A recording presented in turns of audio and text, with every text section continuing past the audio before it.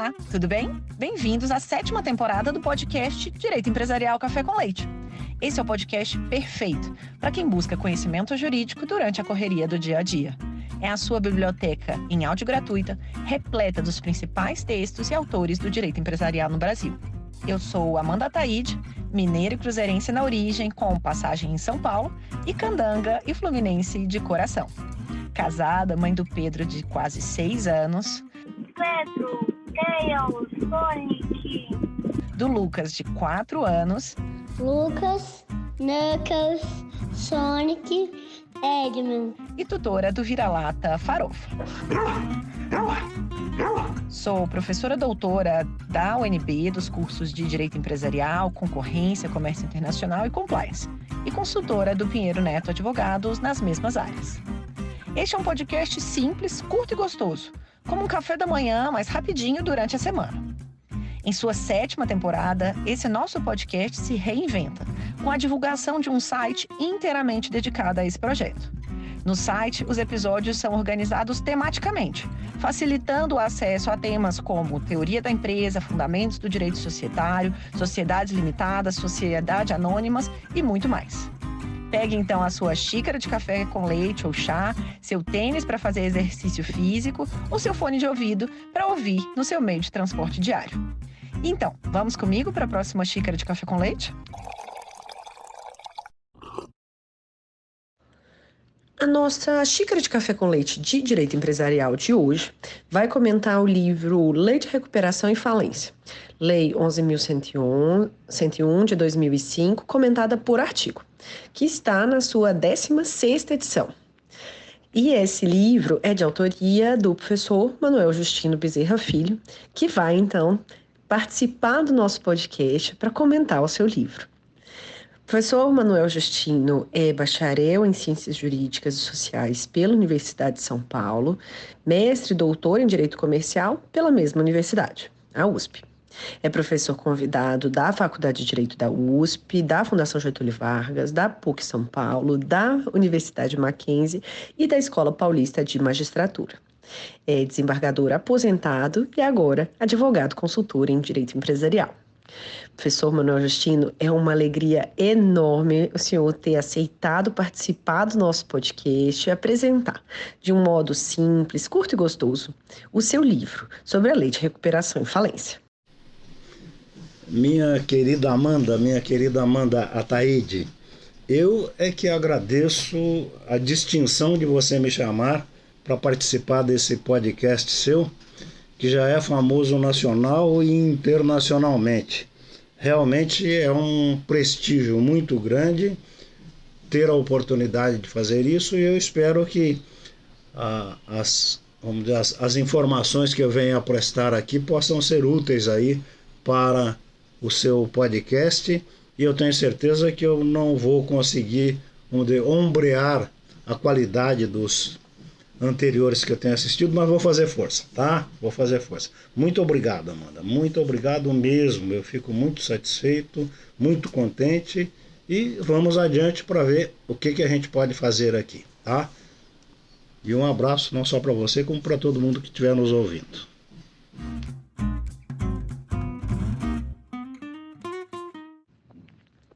Professor, conta pra gente, então, como que foi o processo de escrita do livro, que agora, né, já está na sua 16ª edição. Como que foi o processo de redação, quais que foram os desafios encontrados ao longo do processo e qual o desafio que o senhor encontra hoje para poder atualizar o livro? Amanda, às vezes eu fico meio, eu fico meio temeroso de me estender mais do que eu deveria me estender, até porque a limitação de tempo hoje em dia é fundamental, né? Mas esse aspecto de escrever o livro realmente para mim foi uma coisa curiosa. Você sabe que eu fui juiz, desembargador, etc. E com 48, 49 anos eu poderia me aposentar, mas resolvi não me aposentar, fiquei até os 70, me apaixonei pela magistratura. Aliás, antes de ser juiz eu já tinha sido advogado durante muito tempo. E eu sei que lá pelos 48, 49 anos que eu disse, não vou me aposentar, vou continuar como juiz, eu falei, deixa eu começar então uma nova atividade. Eu já tinha sido professor, eu já tinha dado aula, quando eu era advogado ainda, não era juiz ainda, eu tinha dado aula de legislação dos meios de comunicação na escola, na Casper Libero, que era a faculdade de jornalismo. Então eu falei, eu vou voltar a dar aula. Eu sempre gostei de dar aula, tinha dado aula em outras faculdades também, em outras escolas e tal. Aí eu fui dar aula, passei por uma faculdade, passei por outra, etc e tal. E aí acabei ficando no Mackenzie. O Mackenzie, acho que vocês conhecem, é uma escola muito boa, muito bem estruturada, muito bem administrada e tal. Enfim, uma das boas faculdades de direito aqui de São Paulo. E eu fui dar aula. O curioso é que eu queria dar aula de processo civil e, por sorte, não tinha lugar de processo civil, me botaram em direito comercial. Em direito comercial me botaram para falência e recuperação. Por quê? Porque eu tinha sido advogado do Banco do Brasil e eu conhecia então falência e recuperação. E eu tinha, vamos dizer, um gosto especial por falência concordata, era falência concordata daquela época, quando eu comecei a dar aula, que foi em 96, 97, mais ou menos por aí. E bom, aí me colocaram, era o patinho feio, né? Falência e concordata, ninguém gostava e tal. E eu gostava dessa matéria. E o que eu percebi naquela ocasião? Eu percebi que você não tinha livro atualizado para dar uma boa aula para os alunos. A gente dava aula até agora no 8º semestre, no 4º ano, e eu verifiquei que não havia livro. Olha que troço curioso. Aí o que eu fiz? Naquela época eu era jovem, era bem disposto e tal. Então o que eu fiz naquela ocasião? Eu comecei a pegar o Decreto-Lei 7668 e quando eu ia explicar o artigo 1º, 2º, 3º, etc., eu fazia anotação e entregava para os alunos. No fim, os 213, não me lembro quantos artigos tinha o Decreto-Lei 7661, eu sei que eu tinha comentado todos os artigos. E olha que curioso, eu entregava para os alunos. Aí eu fui na RT, para ver se eu publicava a minha dissertação de mestrado. E levei também aquelas anotações que eu tinha feito durante o ano, durante o curso que eu estava dando para os alunos. Aí eu fui lá, falei com o que era encarregado lá das publicações, e ele viu a dissertação de mestrado, falou, vamos publicar assim, isso aqui é bom, boa matéria, etc, não sei o quê. E aí eu falei para ele, até meio envergonhado, né? Eu falei, olha, eu tenho aqui umas anotações aqui sobre falência e recuperação, falência concordata, que eu uso aqui para dar aula, etc. O que você acha disso aqui? Ele, com a prática que ele tinha, ele pegou aquilo e falou, escuta, mano, você entrega isso para os alunos? Eu falei, entrego, normalmente. Então você está ficando louco? Daqui a pouco vai aparecer um livro publicado que vai ser isso aí. Ou seja, isso aqui é um livro publicado, isso aqui precisa ser publicado e com urgência, já que você distribuiu aí, antes que alguém publique, vamos publicar. E realmente, você vê que ele tinha sensibilidade para a coisa. O livro realmente vendeu, que foi uma beleza. E eu acabei me animando, evidentemente, não é? E aí, então dessa forma surgiu o livro. E depois, isso foi o que? Em 1998, 1999, em 2005, quando alterou a lei, aí eu já tinha um nome conhecido, o meu livro já era conhecido do Decreto-Lei 7661, e aí, daí, eu simplesmente, aí eu estava na 29ª Vara Civil Central, e estava inclusive ajudando lá a montar o curso da Escola Paulista da Magistratura. Aí eu também, claro, aproveitar que eu já conhecia teoricamente a matéria, aí escrevi sobre a nova lei, a Lei 11.101, e a Lei 11.101 o livrinho acabou pegando também.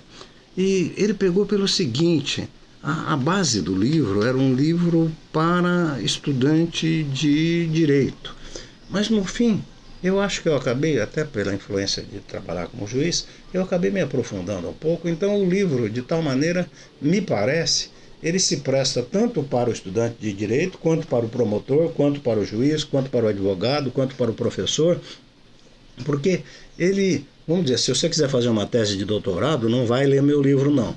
Mas se você quiser ensinar direito falimentar e direito recuperacional, ou se quiser fazer um trabalho, ou entender mais ou menos como funciona a lei, o livro acho que se presta a isso sim. E foi dessa forma então que, vamos dizer, o livro se formou e agora a gente vai atualizando, né?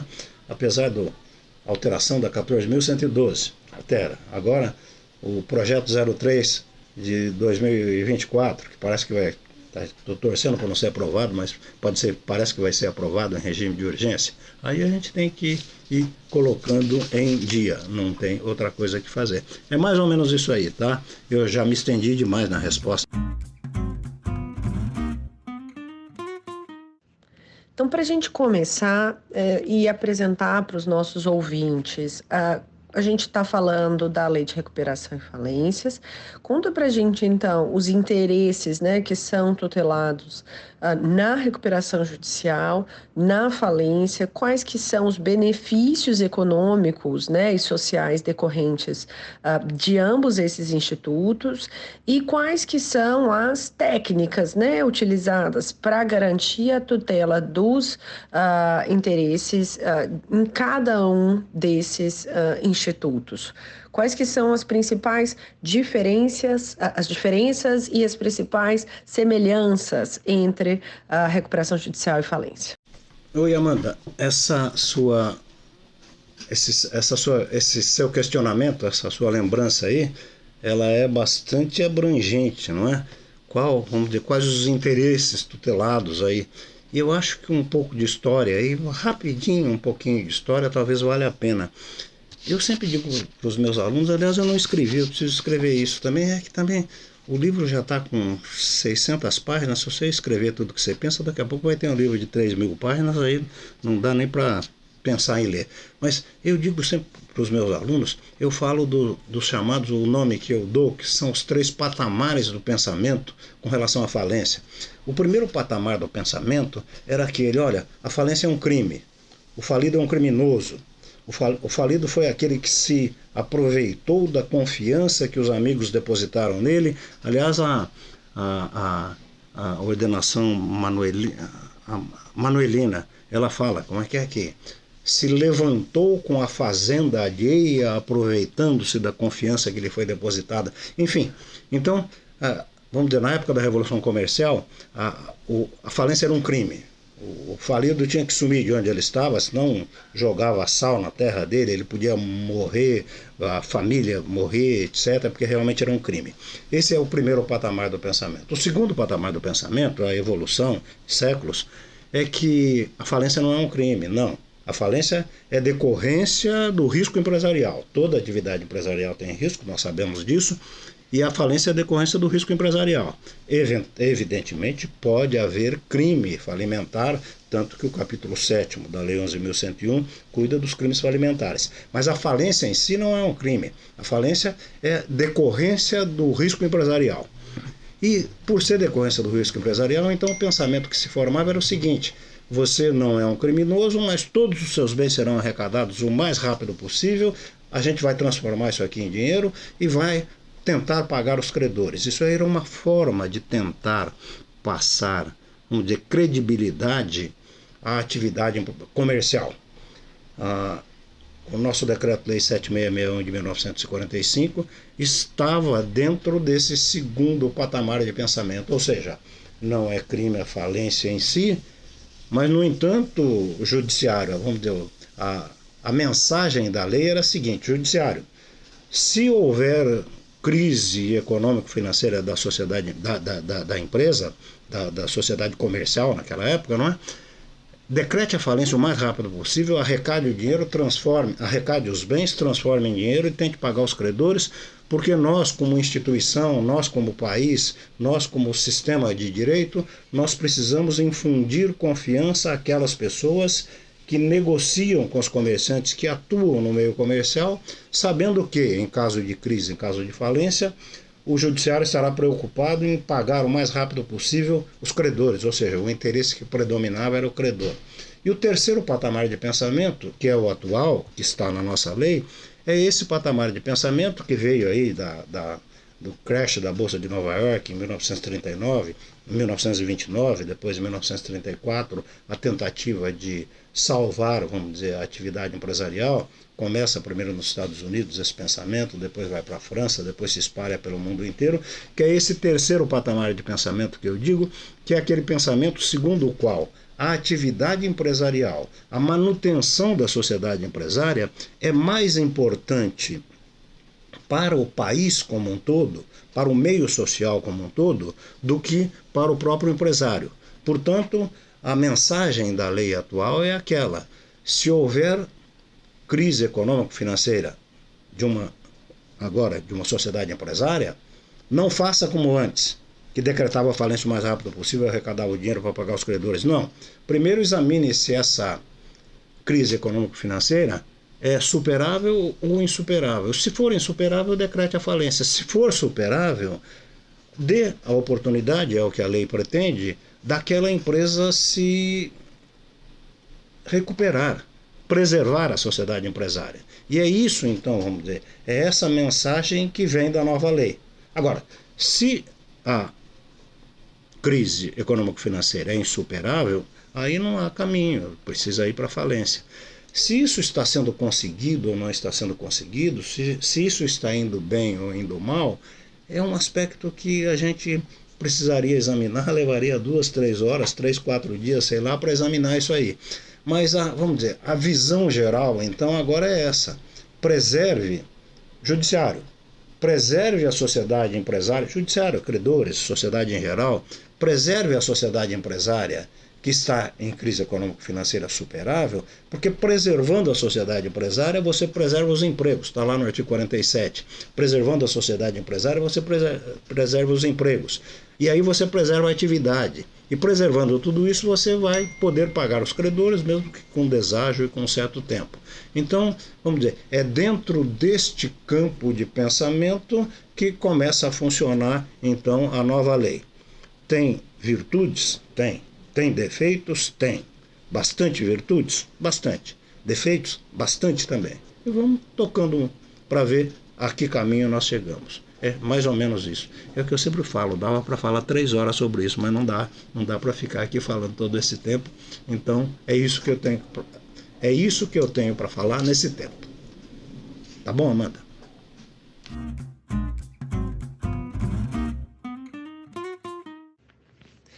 E agora que a gente já entende as diferenças, conta pra gente, professor, um pouco especificamente da seção 4 da Lei de Recuperação e Falências, que é do procedimento de recuperação judicial.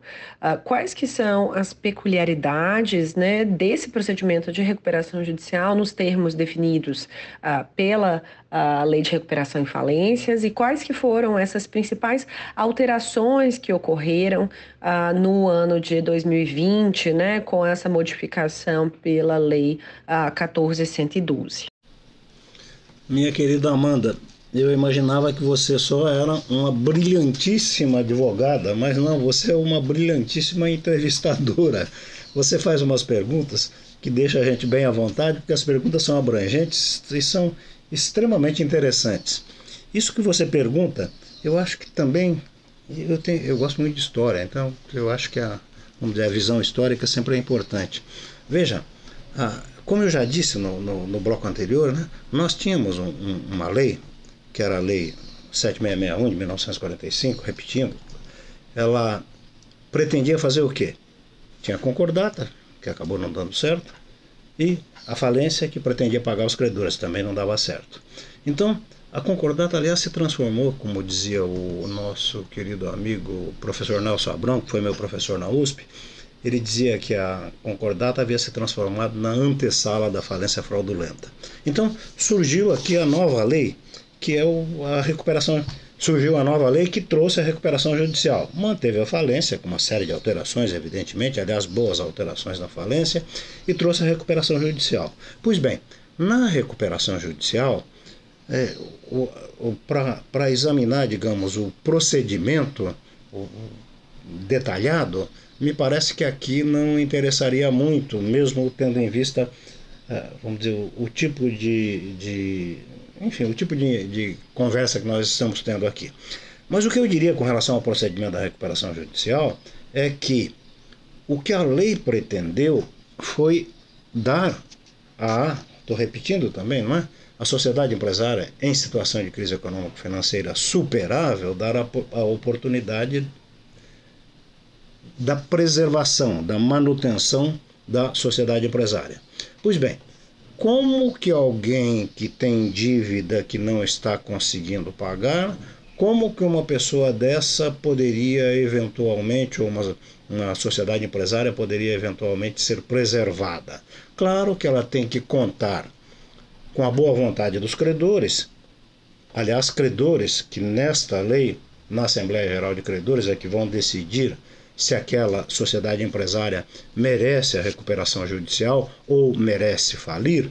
Então, contando, vamos dizer, com a boa vontade dos credores, que teoricamente também estariam interessados, teoricamente não digo que é realmente, mas teoricamente estariam interessados também na manutenção daquela sociedade empresária, estes credores em assembleia examinarão o plano que vai ser apresentado pela sociedade que está em crise, e essa sociedade que está em crise, a forma dela escapar da crise é a forma que eu diria intuitiva. O que ela vai querer? Ela vai querer um desconto nas dívidas que ela tem que pagar, um deságio, não é?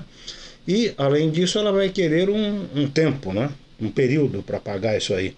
Aliás, todo mundo chama isso de stay period. Eu não consigo admitir o stay period. Não, é período de suspensão. Não é? Tá escrito lá na lei. Eu não sei porque esse anglicismo desnecessário, não é? Tem, algumas vezes o anglicismo é necessário. Por exemplo, no crandown. Crandown é alguma coisa que não existia na nossa lei e veio para a nossa lei. Tudo bem. Agora, stay period, eu não consigo. É período de suspensão. Então, com esse período de suspensão das ações, com esse deságio que ele vai pedir, com o prazo de pagamento que ele também vai oferecer aos credores. Então, com isto, ele vai tentar com que na Assembleia Geral os credores acabem concordando com o plano dele e ele apresentará um plano consistente de recuperação, de tal forma que na Assembleia Geral os credores verifiquem o termo, repito, consistência, a consistência do plano, e diz, olha, realmente essa empresa está numa situação que, pelo plano apresentado, ela vai ter condições de se recuperar. Então, eu, credor, concordo, sim, concordo em receber menos, concordo com a dilação do prazo, concordo com a suspensão das ações, não tem que concordar, porque a lei é que manda, né? Mas concordo com tudo isso e aprovo o plano. Então, vamos dizer, em linhas bem gerais, eu não estou falando de procedimento, não estou me detendo em artigo, nem nada disso, mas em linhas bem gerais é isso. É o devedor que vai a juízo, apresenta um plano que ele pode cumprir e, ao mesmo tempo, um plano que possa ser aceito pelos credores na Assembleia Geral de Credores, que é o momento em que eles vão decidir isso aí. Então, bem rapidamente, vamos dizer, seria esse o procedimento da recuperação judicial. Mas você me pergunta também, e agora eu vou ter que me estender um pouquinho, mas acho que em 2 minutos eu termino isso, 2, 3. Você me pergunta da alteração da Lei 14.112. Eu gosto muito daquele ditado, daquele brocardo latino, como é que é? Stare decisis et non quieta movere. Ou seja, não mexa no bicho se ele está quieto. Isso em tese. Ou seja, para aplicar isso à lei, o que eu diria? A reforma da Lei 14.112 veio antes da hora. Ela deveria esperar um pouco, a Lei 11.101 teria que ter uma maturação maior. Veja, por exemplo, que a gente estava... Primeiro julgamento que tinha ocorrido lá no STJ sobre o agronegócio, por 3-2 inclusive, o famoso caso Pupim. Então tinha que esperar mais um pouco, mais uns 15, 5, 10 anos. Aliás, com a minha idade eu nem sei se eu ia saber, se eu ia conseguir, vamos dizer, alcançar esse mais 5, 10 anos. Mas precisaria ter esperado uns 5, 10 anos. Então eu acho que a reforma da Lei 14.112 ela foi um pouco assoldada. Duas coisas ela devia ter feito. Uma delas era a insolvência internacional. Isso realmente precisava, porque nós estávamos aqui precisando disso aí, os juízes já estavam sentindo essa necessidade dessa insolvência internacional e nós não tínhamos nada disso. Uma outra coisa que precisava também era cuidar da consolidação processual e consolidação substancial. A lei cuidou disso, mas cuidou de uma forma tão ruim, não é? Que até hoje nós não sabemos direito o que a lei quis dizer. Pelo contrário, nós que estudamos a lei temos que sempre tentar, vamos dizer, inventar alguma coisa, inventar não, enfim, a doutrina, a jurisprudência, tentar examinar o melhor possível, o mais detalhadamente possível, para saber exatamente o que o legislador quis dizer com a recuperação substancial e a recuperação processual. Eu acho que o mais tem um outro aspecto muito bom da reforma também, que é o DIP, o tipo de financiamento que eles introduziram, que já estava sendo usado, mas que oficializaram então na reforma. Eu acho que o resto da reforma, se pegasse esses 3 pontos, seria o suficiente.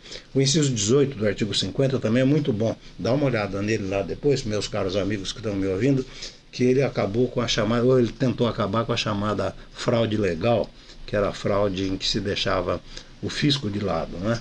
Mas vejam, e acho que mais tarde eu vou falar nisso, vejam, por exemplo, essa lei, artigo 57, ela não falou nada do artigo 57. O artigo 57 estava dando problema desde o início. Desde 2005, desde que surgiu, todo mundo viu que o artigo 57 estava dando problema e a reforma passou ao largo de tudo isso. Então eu diria, tudo bem, a reforma veio, habemus legem, não tem o que discutir, o nosso sistema é dogmático, portanto nós precisamos agora examinar a lei, tentar fazer com que a partir do estudo doutrinário e das decisões jurisprudenciais encontremos o melhor caminho para a aplicação da lei. Mas volto a dizer, me parece que deveria esperar mais uns 5 ou 10 anos para essa alteração e só colocar aqueles 3 pontos lá que a gente falou, que era a insolvência internacional, que era a consolidação e que era o inciso 18 do artigo 50. Mas tudo bem, agora veio a lei. E o problema agora que eu acho é esse projeto 03 de 2024. Eu não sei se quando você publicar isso aqui, Amanda, já terá sido aprovado esse projeto 03 de 2024, que brotou lá do Ministério da Fazenda, em regime de urgência. Se bobear, daqui a 4, 5, 6 dias, daqui a uma semana, está aprovado o projeto para alterar aí a parte de falência, porque disseram que a 14.112 ela só se preocupou com a recuperação e agora nós precisamos consertar a falência. Desse jeito não é possível, quer dizer, a lei precisa ter uma certa estabilidade, precisa ter uma certa maturidade. Não pode ficar trocando de lei, como dar o exemplo, como troca de camisa, não é? Calma aí, espera um pouco. Então a minha visão é mais ou menos essa. Não sei se vocês concordam ou não, mas é mais ou menos por aí. Minha querida Amanda.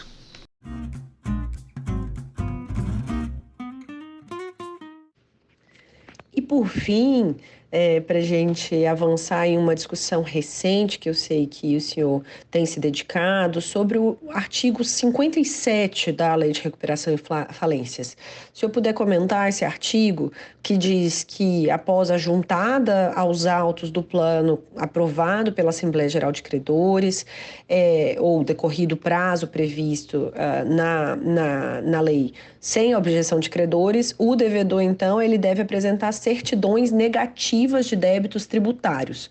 Conta pra gente a visão do senhor a respeito do artigo 57, quais que têm sido os principais debates a respeito da aplicação desse artigo, por favor? Como eu já havia anotado no bloco imediatamente anterior, eu sabia que a gente ia falar sobre o artigo 57, e realmente, como diz a Amanda, eu sempre me preocupei com o artigo 57 e me preocupo até hoje e tenho estudado, tenho prestado bastante atenção no artigo 57. O artigo 57 todo mundo conhece, mas me permitam ler, é o único artigo de lei que eu vou ler, tá? Artigo 57. Após a juntada aos autos do plano aprovado pela Assembleia Geral de Credores, etc., sem objeção, o devedor apresentará certidões negativas de débito tributário nos termos do artigo 151 do Código Tributário Nacional. Ou seja, o que diz o artigo 57? Que depois que você caminhar todo o processo de recuperação judicial, quando você estiver lá no finzinho, tudo já foi feito, já foi aprovado, tudo isso, a Assembleia, enfim, todas as discussões, tudo já houve, aí tem que apresentar a certidão negativa de certidão negativa de débito tributário. Pois bem, não só eu escrevi o livro logo que saiu a Lei 11.101, vários outros colegas, amigos, estudiosos aí escreveram o livro também, e todos diziam que o juiz não ia aplicar o artigo 57. E não ia aplicar o artigo 57 por uma questão extremamente simples. Se ele aplicasse o artigo 57, não haveria como o juiz conceder a recuperação judicial. Ou seja, como a sociedade empresária normalmente está devendo tributo em grande quantidade. Apresentar certidão negativa de débito tributário, tá bom, podia apresentar certidão positiva com aspecto de negativo, porque fazia o parcelamento e saía esse tipo de certidão. Mas a gente sabe que a dívida empresária, a dívida tributária, ela às vezes ela fica impagável para uma empresa assim que está em crise, pior ainda. Mas, por outro lado, a gente precisava resolver esse problema porque o devedor não pode continuar trabalhando sem pagar o fisco. Aliás, como ocorreu aí várias vezes, isso aí era meio absurdo mesmo, mas como ocorreu várias vezes, a sociedade empresária se valia da recuperação judicial para deixar de pagar o fisco e continuar trabalhando. E aí você entra, inclusive, na concorrência desleal, porque esse que está em recuperação não está pagando o fisco e o outro que não está em recuperação judicial está pagando o fisco. Como é que eles vão fazer?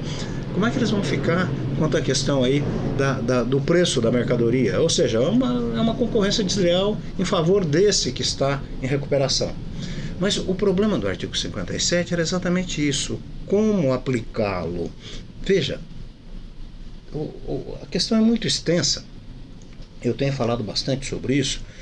Em primeiro lugar, apesar de ter havido aqui em São Paulo uma decisão, claro, decisão respeitável. Apesar de ter havido aqui em São Paulo uma decisão dizendo que o fisco pode requerer a falência, na realidade o fisco não pode requerer a falência. O enunciado 56 da primeira jornada de direito comercial diz: a fazenda pública não possui legitimidade ou interesse de agir para requerer a falência do devedor empresário.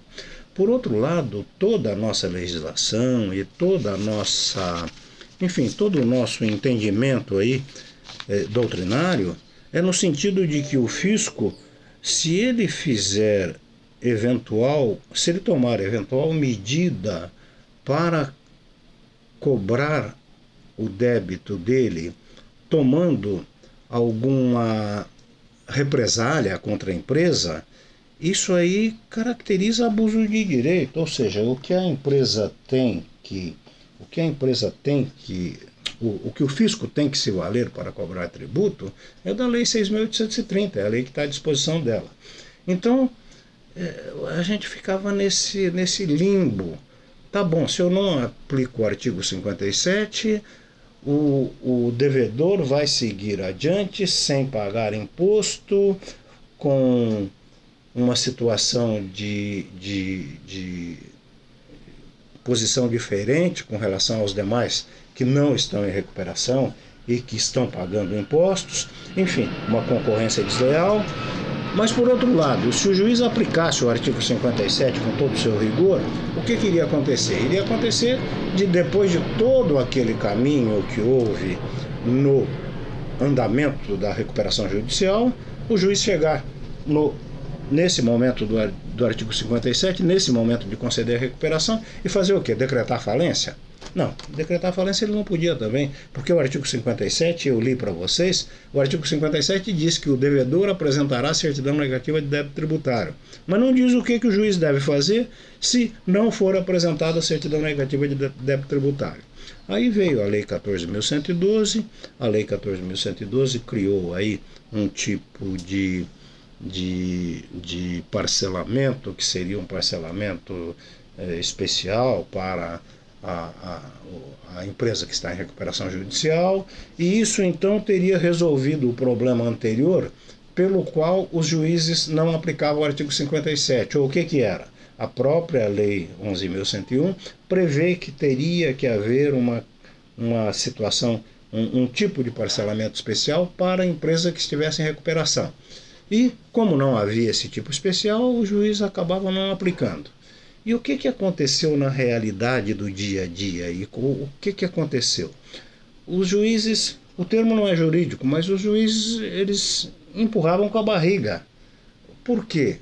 Chegava aquele momento de conceder a recuperação judicial, depois de todo o andamento do procedimento da recuperação judicial, e o devedor não tinha como apresentar certidão negativa de débito e não havia também um parcelamento especial que fosse, vamos dizer, razoável para a sociedade empresária poder pedir o parcelamento, cumprir o parcelamento e apresentar a certidão negativa, a certidão positiva com força de negativa e seguir adiante. Então o que os juízes faziam? Os juízes acabavam dizendo o seguinte: concedo a recuperação, etc., não sei o que, e concedo o prazo de 90 dias ou de 6 meses ou o que seja, para que o devedor apresente a certidão negativa de tributos. E isso ia se empurrando adiante, não se tomava medida nenhuma, enfim, precisava ser feita alguma coisa. Com relação ao fato de a sociedade, o fisco não poder pedir a falência da sociedade empresária, nós vamos lá no artigo 73. O artigo 73 trouxe aí uma alteração. O artigo 73 sofreu uma alteração a partir da Lei 14.112. E o que diz essa alteração? Eu já devia ter anotado aqui, já devia ter marcado aqui o artigo 73, para não ficar perdendo tempo, mas o inciso 5º do artigo 73 diz que o juiz decretará a falência por descumprimento dos parcelamentos referidos no artigo 68. Ou seja, se o devedor em recuperação pedir o parcelamento e não pagar o parcelamento, o juiz então poderá decretar a falência, inciso 5º. Ora, vejam a situação de desigualdade que existe entre a sociedade empresária que pede recuperação judicial e a que não pede. Ou seja, o fisco não pode pedir a falência da sociedade empresária. No entanto, se esta sociedade empresária, repetindo, o fisco não pode pedir a falência de uma sociedade empresária por débito fiscal. Não pode pedir falência, tá? No entanto, se esta sociedade pedir recuperação judicial, pedir parcelamento e não pagar o parcelamento, a falência dela pode ser decretada por débito fiscal. Ora, isso aí me parece uma contradição absurda da lei, quer dizer. O princípio da isonomia aí está absolutamente desconsiderado. Ou seja, se você pedir recuperação judicial, pedir parcelamento e não pagar o parcelamento, você vai ter a sua falência decretada porque não pagou o fisco. Agora, se você não pedir parcelamento ou não pedir recuperação judicial, o fisco não pode pedir a sua falência. Não parece para vocês que isso realmente atenta contra o princípio da isonomia? É um tratamento totalmente diferente. Fale aquele que pede recuperação e não fale aquele que não pede recuperação, tendo em vista a existência de débito fiscal. A outra situação do inciso 6º é que diz que também pode ser decretada a falência quando identificado o esvaziamento patrimonial da devedora que implique liquidação substancial. Ora, isso foi introduzido, esse inciso 6º do artigo 73, foi introduzido pela reforma da Lei 14.112. Mas a mesma Lei 14.112 trouxe aquele que eu já lembrei para vocês, o inciso 18 do artigo 50. E o inciso 18 do artigo 50 permite o esvaziamento completo da sociedade empresária. Eu não vou ler agora o inciso 18 do artigo 50, mas vocês vejam lá. O que diz a lei? Diz que se esvaziar completamente, não há problema nenhum, pode vender. Como o PI, vende tudo que tem. Só que aí o pagamento será feito na forma do artigo 83, como se fosse uma falência. Então, o esvaziamento, que aqui no inciso 6º do artigo 73 leva à falência, é o esvaziamento que o inciso 18 do artigo 50 permite. Ora, nós realmente estamos, vamos dizer, numa situação que a gente não sabe exatamente o que acontece. Nesse ínterim, e sobre isso eu também poderia falar uma hora, nesse ínterim, o que ocorreu? São Paulo, eu fui desembargador, eu fui juiz, Fui juiz de carreira, fui desembargador aqui em São Paulo, tenho um respeito absoluto pelo Tribunal de São Paulo, eu adoro o tempo que eu estive lá, eu adoro todos, tenho um respeito extraordinário pelas empresas, pelas câmaras especializadas, pelas várias especializadas aqui de São Paulo, que realmente trabalham muito bem, mas a gente tem que reconhecer que São Paulo realmente é um tribunal conservador. Eu não sou do tipo conservador, não, eu sou, vamos dizer, mais progressista, digamos assim, mas o Tribunal de São Paulo realmente é um tribunal conservador. E o que aconteceu? Entre inúmeros outros, houve um caso em que o tribunal concedeu, não me lembro exatamente o que, mas concedeu, sei lá, o prazo de 2 meses ou de 3 meses para que, confirmou a sentença de primeira instância, que o juiz dava o prazo para que fosse apresentada a certidão negativa de débito. Mas aqui o tribunal diz o seguinte, olha, o prazo é concedido sob pena de decreto de falência imediato, prazo de 3 meses. Isso aí foi para o STJ. E aí o STJ decidiu, essa decisão é de 17/10/2023, ou seja, de quanto? De 5 meses atrás. Tomou uma decisão que eu achei curiosa. Está no RESP, quem quiser anotar, anota o RESP, é a única coisa que precisava anotar. O RESP é 2053-240. Eu repito, 2053-240. Esse RESP de 17/10/2023, eu estava escrevendo um artigo sobre o artigo, eu estava escrevendo uma matéria sobre o artigo 57. Parei porque aí veio esse julgado aqui e agora vamos pensar tudo isso de novo. O que esse julgado diz? É do Marco Aurélio Belize, ele é o relator. Ele diz o seguinte, olha, resumindo, claro, ele diz que se não for apresentada a certidão negativa dentro daquele prazo, não é o caso de decreto de falência, não. É o caso de suspensão dos efeitos do deferimento da recuperação judicial.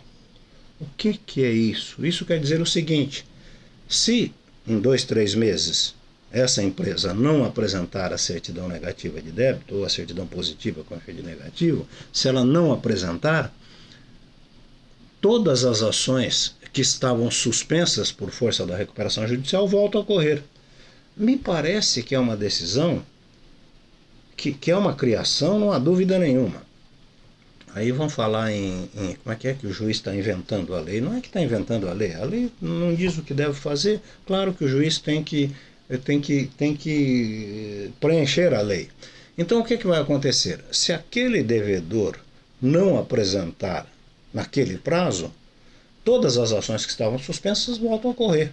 E aí ele é que vai ter que correr atrás, não é? É uma boa decisão? Nesse momento me parece que é uma boa decisão, mas é evidente que nós vamos discutir bastante sobre isso. Isso aí vai evoluir, enfim, daí nós vamos começar a discutir. E logo em seguida, essa decisão é do dia 17/10/2023. E logo em seguida, no dia 28/11/2023, da mesma Câmara, aí o ministro Ricardo Vilas Boas Cueva também decidiu nesse sentido, que é o RESP 2.082.781, repito, 2.082.781 e 2.093.519, repito, 2.093.519. O que acontece aqui? Um conselho para vocês, quem quiser conhecer a história do artigo 57, lê esses 3 acórdãos. Pode ler o acórdão do Marco Aurélio Belize. Ele faz um histórico de tudo o que aconteceu no artigo 57. O que eu faria aqui, se eu tivesse tempo, se eu tivesse 1 hora para falar, ou 40 minutos para falar só sobre isso, eu falaria sobre isso. Mas quem quiser conhecer a história do artigo 57, lê o julgado do Marco Aurélio Belize, que faz um histórico perfeito de tudo o que aconteceu. A única coisa que me pareceu que faltou nessa decisão foi o seguinte, lembrar que inúmeras vezes o devedor em recuperação, ele pede o parcelamento e o processo, infelizmente, fica parado lá no fisco. O fisco não dá andamento. Só parece que me faltou isso, de dizer, olha, que as ações voltarão a ocorrer se não for apresentada a certidão, a menos que o Recuperando demonstre que o processo administrativo não está caminhando, não por problema dele recuperando, e sim porque a Fazenda não tocou isso para frente. Então me parece que precisaria isso aí. Era isso que eu queria falar do artigo 57. Eu fico um pouco angustiado porque tem muita coisa para falar sobre isso, mas dentro do tempo que a gente tem aqui, isso aqui não é uma aula, é um bate-papo, não é? Então era isso aí que eu ia falar para vocês, tá? Mais ou menos é isso aí. Tchau. Até a próxima.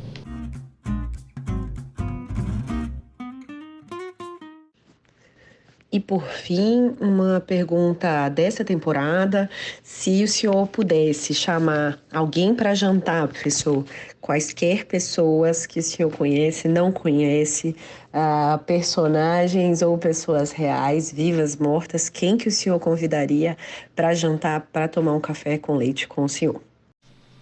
Amanda, querida, vamos aí para a última pergunta. Essa última pergunta que você me fez talvez seja a mais difícil de responder de todas elas, porque é uma pergunta de caráter pessoal. Eu evidentemente vou responder em natureza pessoal. Muito obrigado pela pergunta, muito obrigado pela oportunidade, mas eu às vezes me emociono quando vou falar disso.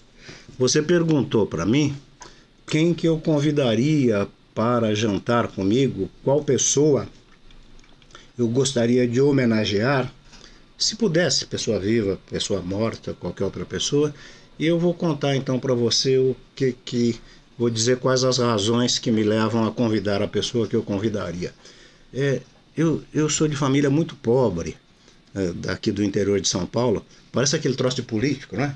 Da pobreza da minha infância, venho aqui pedir os votos de vocês. Não, não é nada disso. Eu estou querendo contar o contexto do que aconteceu, não é?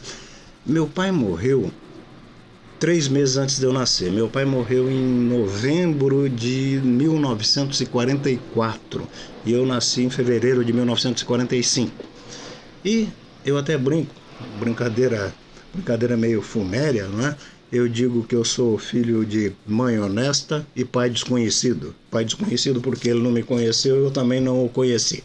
Mas deixando de lado essa piada de mau gosto, né? Vamos adiante. Ele deixou então minha mãe com o meu irmão, que tinha 1 ano de idade, e eu, que iria nascer depois de 3 meses. Minha mãe era professora primária, então imagina a situação, ela com 32 anos, imagina a situação que ela ficou nisso aí, não é? Com tudo isso aí, não é? Mas ela tocou a vida para frente, ela não quis se casar novamente, achou que a obrigação dela, a missão dela, superego dizia que a missão dela era criar os filhos, e ela criou os filhos, e criou bem. Soube despertar em nossa vontade de estudo. Eu acabei me formando na USP, pouco atrasado, com 30 anos, mas terminei.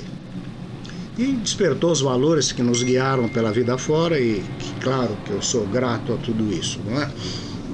Então veja, agora que a gente tem filho, que a gente tem neto, não é? A gente aí percebe a dificuldade que é criar filho, criar neto, etc. E isso numa situação normal, que a gente está economicamente bem, está bem posto, não houve nenhum problema especial.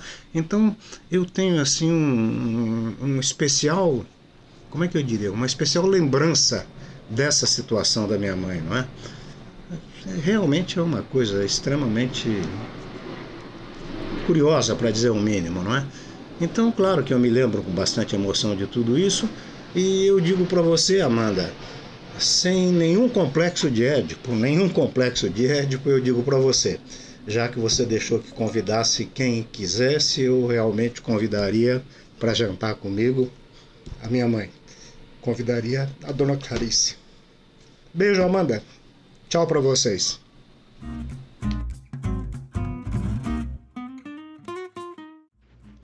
Professor Manuel Justino, muito obrigada pela oportunidade de apresentar para a gente o livro do senhor sobre recuperação judicial à falência, em especial sobre o artigo 57 da lei. Uma alegria maravilhosa, muito, muito bacana ter o senhor aqui. já era hora de eu cumprir essa lacuna aqui incontornável que era ainda não ter o senhor. Muitíssimo obrigada.